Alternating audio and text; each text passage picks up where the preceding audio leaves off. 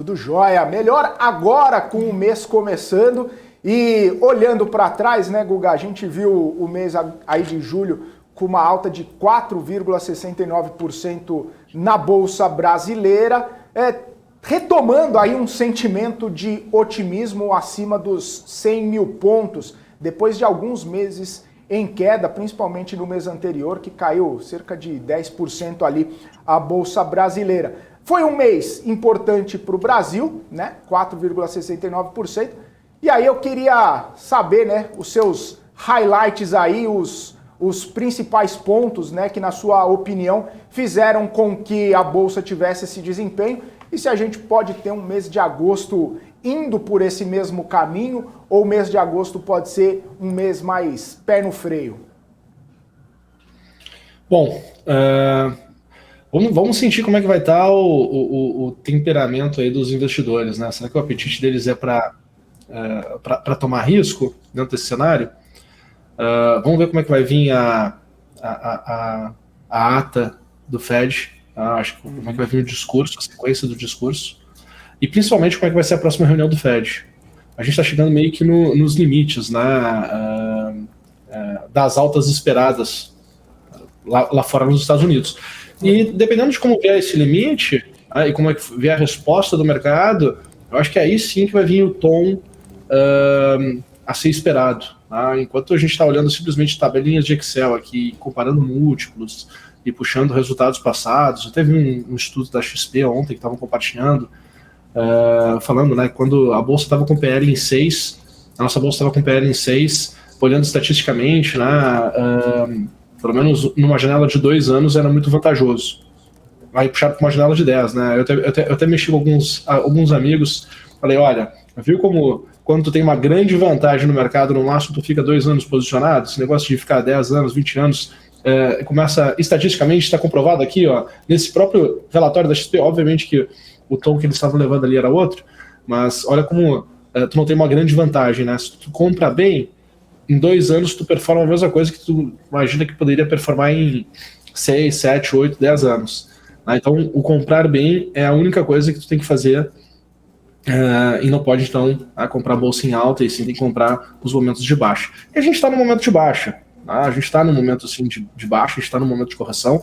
Acho que vou compartilhar aqui a minha tela para que também que a gente possa refletir junto sobre esse pensamento, que eu acredito que nós estamos em um momento de baixa. Tá? Quando a gente olha para o passado, em junho de 2021, nós tivemos ali a máxima histórica. A máxima histórica que foi na região dos 131 mil pontos do índice Bovespa. De lá para cá, a gente foi passando por meses de correção. Estou aqui num gráfico onde cada barrinha dessa aqui tem 1 mês de duração. Então depois a gente teve aqui um mês que caiu 3,94%, 4%, né, arredondando. Outro mês caiu 2,48%, mas o range de oscilação foi muito maior.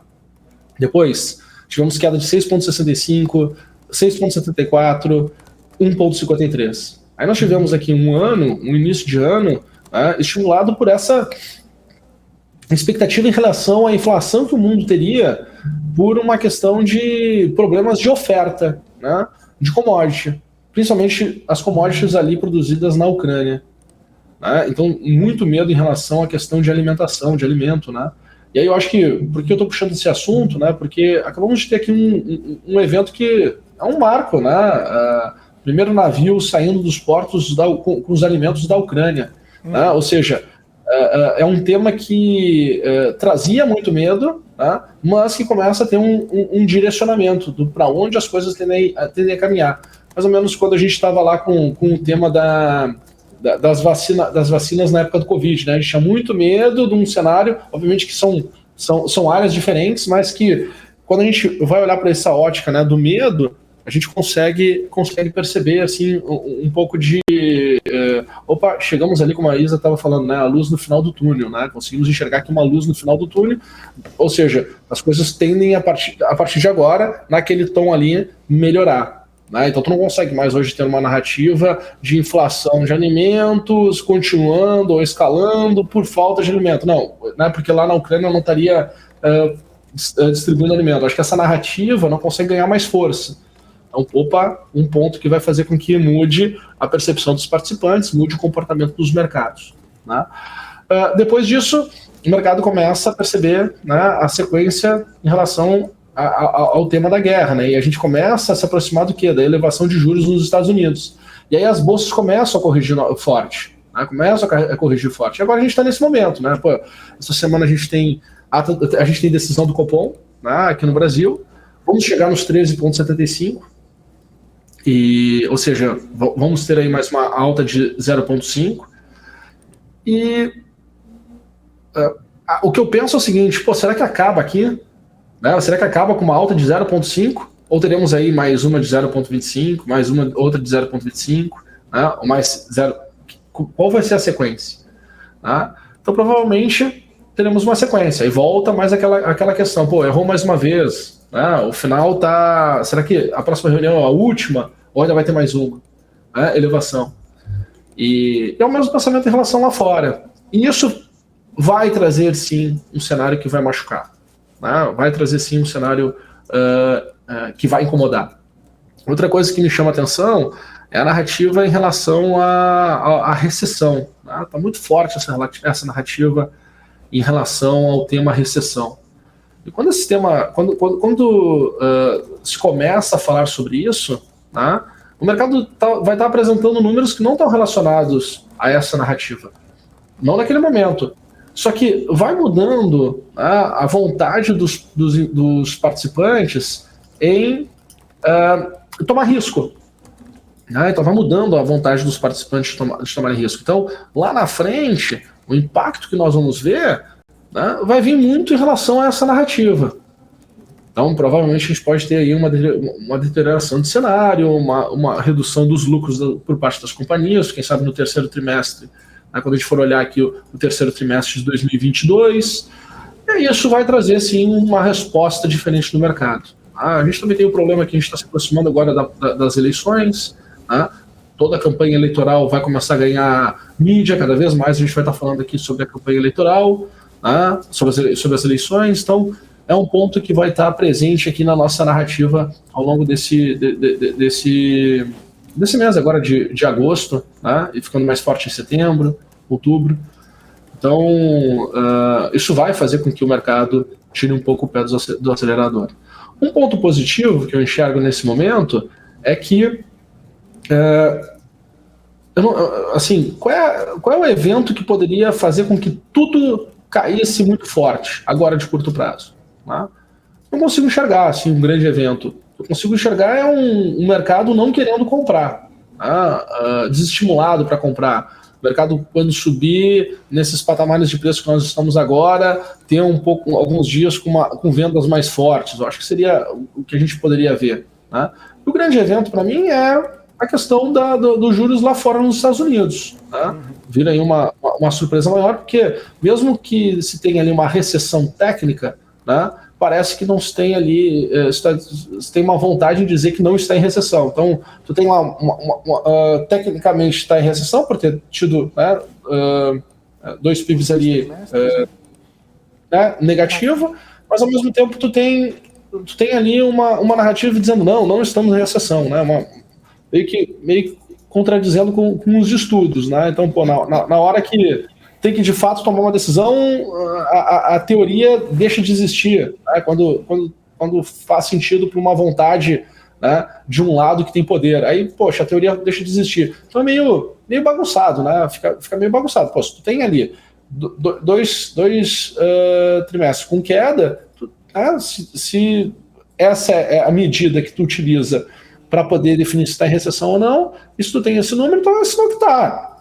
O resto tudo é narrativo, o resto tudo é papo para tentar convencer o mercado a alguma coisa, ou ficar naquele processo de negação. É engraçado, porque é aquela história, né, do tipo, faz o que eu digo, não faz o que eu faço. Né? Então, é estranho, sabe? Eu fico assim meio que... Quando eu vou olhando, cada ano que passa, tu percebe que o mercado... né, nada sabe, as pessoas nada sabem, elas querem convencer uma grande massa a seguir a opinião que elas possuem, porque elas estão emitindo uma opinião para tirar um determinado proveito de uma determinada situação. Né? Nunca é para, de fato, compreender o que o mercado está fazendo ou não está fazendo em determinado momento. Tá? Então eu fico assim, pô, o que pode vir pior? para mim é a questão do juros nos Estados Unidos. Para mim é o grande né, assim, é o grande ponto que vai dar um norte aí dos movimentos mais fortes do mercado, né? Não consigo enxergar um grande motivo para a gente poder ter um arranque de preço, tipo, se manter acima dos 110 mil pontos do Ibovespa. Tá, até compartilhar de novo aqui minha tela. Não consigo ver assim, um grande motivo para fazer com que a gente consiga ter um arranque para se manter aqui acima dos 110 mil pontos agora, nesse momento. Tá? E estou muito curioso como é que vai ser essa semana. Essa semana a gente tem cupom e essa semana a gente tem na sexta-feira, né, a gente fecha com payroll. E payroll vai ser o indicador dessa semana, né? É o indicador forte dessa semana e quem sabe vai ser o indicador que vai direcionar o movimento desse mês todo de agosto. Agora, Guga, você falou dos juros aí dos Estados Unidos, mas vindo aqui para o Brasil, né? Muita gente tem falado que pode ser a última alta aí dos juros. Se permanecer nesse patamar mesmo, é bom para a Bolsa? Assim, o fato de ser a última alta, né, se for de fato a última alta, né, eu acredito que não vai ser a última alta. Tomara que esteja errado, mas o fato de tu enxergar que parou, tu começa a falar, opa, eu já entendo onde é que está o fundo do poço, pior não vai ficar, né, em relação a juros. Quem tá tomando posição em juros, né, imaginando que poderia continuar tendo um benefício no fato do aumento, né, vai começar a dizer, opa, aqui eu não tenho mais como, né, acelerar. E aí vai começar a mudar, né, aos poucos o movimento. E quando começar o processo de correção, né, porque aí tu vai começar assim, agora já chegou no ponto mais alto, agora a tendência é começar a corrigir. Né? Então tu começa a esperar que em algum momento no tempo, e aí quem sabe 2023, né, possa começar a reduzir os juros. Se isso de fato acontecer, né, a Bolsa tende a começar a se beneficiar. Então as pessoas já começam a antecipar esses cenários. Tá? Então parar sim de elevar os juros é benéfico sim para a nossa Bolsa. Ô Guga, e aí você comentou, né, a questão lá dos Estados Unidos, o payroll, não foi só a Bolsa Brasileira que teve um desempenho importante, até a Nasdaq teve o melhor desempenho do ano aí, as bolsas americanas todas de olho lá no que está acontecendo com os juros por lá também.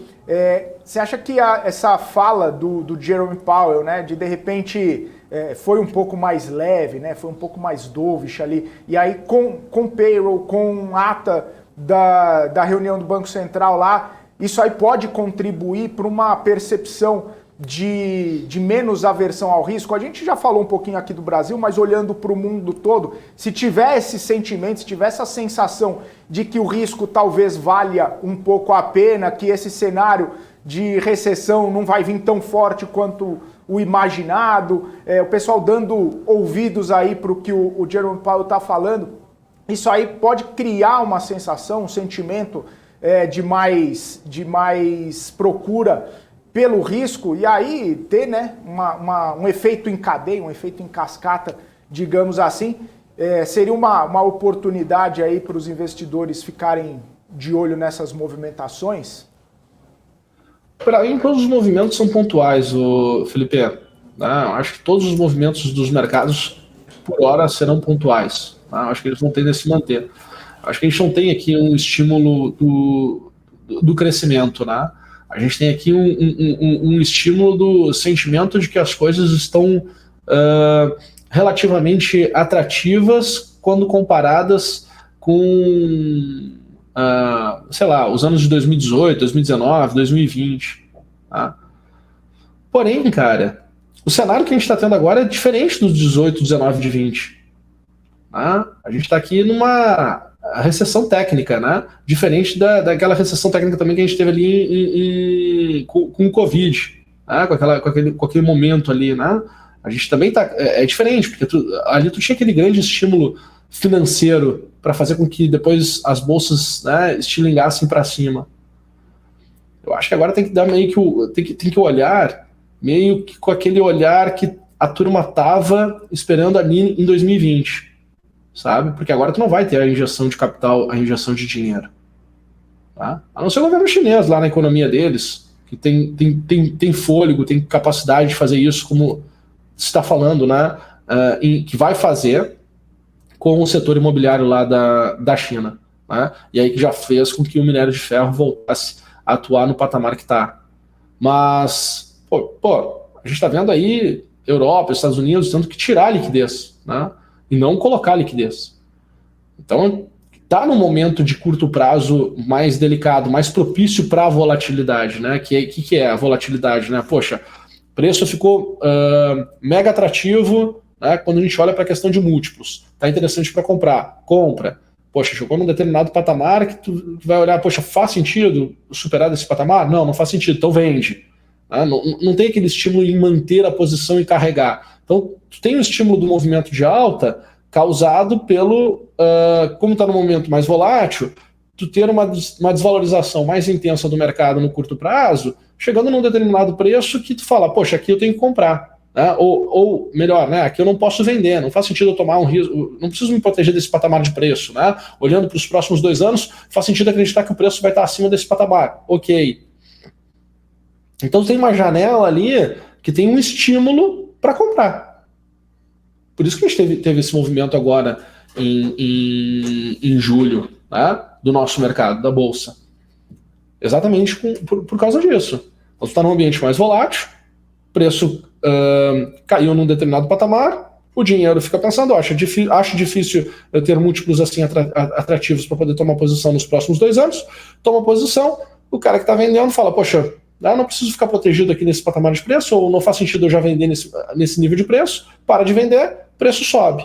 Chega num determinado patamar, volta a fazer aquela reflexão, com o contexto atual, com o cenário atual, faz sentido eu carregar essa posição? Sim, não. E aí volta a ter um processo de venda. Então, por isso que eu já vinha falando com vocês, né? Para mim, todos os movimentos de alta são meio que voos de galinha, exatamente por causa disso, né? Porque eu acho que são situações pontuais, de curto prazo. Esse problema de alimento no mundo parece que está começando a ter um direcionamento, né? Não vimos aí petróleo, né, escalando acima dos $130 o barril, né? Pelo contrário, né, ele já se mostrou ali se aquietando nessa faixa dos $100 o barril, né, olhando para o Brent. Agora é uma questão de como os bancos centrais, né, quando os bancos centrais, até onde os bancos centrais vão levar os juros. Né? E aí é uma outra discussão. Né? Só que é um sinal, assim, querendo ou não, é um indicador para ajudar a gente entender se vai ter mais fluxo comprador ou não. Quando eu começo a olhar os cenários todos de correções e tudo que pode acontecer para a nossa bolsa, por exemplo, assim, eu vou dar um cenário positivo para vocês. Tá? Na minha opinião, o próximo rally de alta da Bolsa, né, o grande rally de alta da Bolsa, a gente vai de 150 a 200 mil pontos. Tá? Então, assim, dependendo do cenário, a gente pode ter uma Bolsa aí dobrando de preço. Né? Quanto tempo? Não sei ainda. Eu não tenho aqui os sinais que a gente chegou no final, né, nos finalmente, para poder dizer, olha, vamos surfar. Foi muito bom ter se mantido acima dos 93... dos 94, 93.500, né, 94 mil pontos que a gente conseguiu se manter.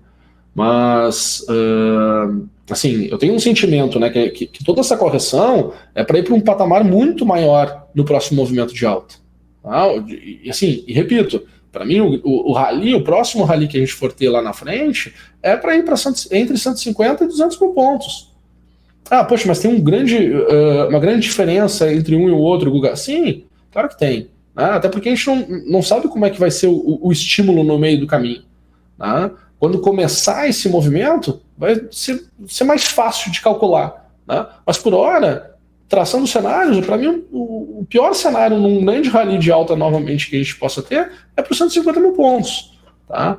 Então, só para mim dizer assim, eu sou um cara que tô olhando aqui essa parte negativa, tô ali monitorando se a gente vai ficar mesmo acima desses 90 mil pontos, né? Ou vai, quem sabe, trabalhar em algum momento ali na região um pouco mais abaixo, né, de 80, mas depois é para cima. E por que eu gosto de ser preciosista, né, em relação a isso? Por uma questão matemática, né, muito simples. Cara, tu comprar a bolsa a 100 mil pontos para surfar até 150, tu tem aí um upside de 50%.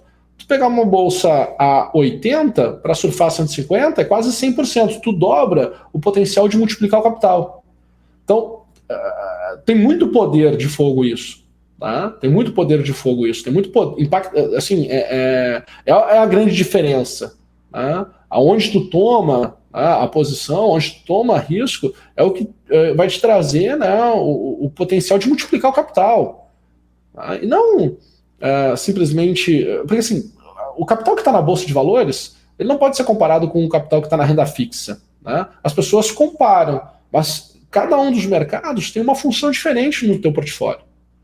O dinheiro da Bolsa ele tem uma função, o dinheiro da renda fixa ele tem outra função. Tu mescla essas duas funções, claro que sim, né? Tu vai usando as duas para trabalhar em conjunto e tu potencializar o portfólio como um todo. Mas não dá para comparar um com o outro. Eles são complementares, né? Cada um tem uma função. Né? E assim tem que ser. Por isso que tem que escolher as janelas para tomar posição em bolsa. Né?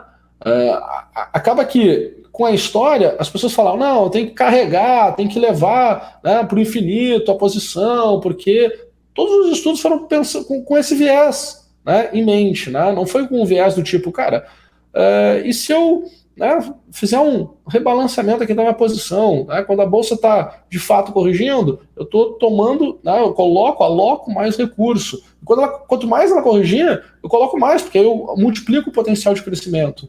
Né? Ou tenho critérios claros, olha, estou entendendo que está numa tendência de baixa. Já inverteu para uma tendência de alta? Não inverteu ainda. Pô, mas quando inverter, de que nível tu está tomando posição de fato? Né? E o quanto pode ser o upside disso aqui, havendo a tendência de alta? E se não houver a tendência de alta, o que invalida a tua tendência de alta para te transformar de novo esse capital que está aqui tomando risco em liquidez para tomar numa posição mais interessante? Tá? Então tem que ter esses critérios claros, Felipe e Isa, para que tu consiga surfar e tirar o melhor proveito possível de cada janela de oportunidade do mercado. Maravilha. Fechou então, Guga.